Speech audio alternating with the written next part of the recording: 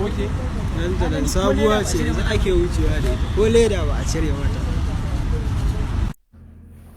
Masu kallo barkanmu da sake saduwa da ku a cikin wannan gaitaccen shirin namu.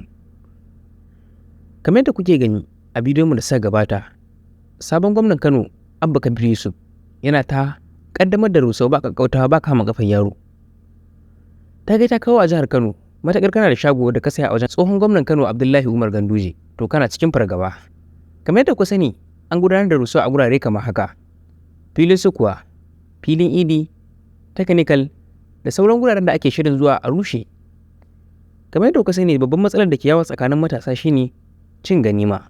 Ta kai ta kawo a jihar Kano, matasa suna zuwa suna balle mutane shaguna da sunan za su ci ganima, wanda waɗansu shagunan ba za a rushe su ba, amma mutane suna zuwa suna balle mutane kaya suna kwashewa da sunan sun ci ganima. Kamar yadda ku sani, gwamnan Kano Abba Kabir Yusuf ya ba da umarni, ya ba mu shugaban 'yan sanda damar cewa duk wanda aka kama da kaya na gini ko kuma kofa da sunan cewar ganima, ya ba mu hukumar 'yan sanda dama da ta cafke shi.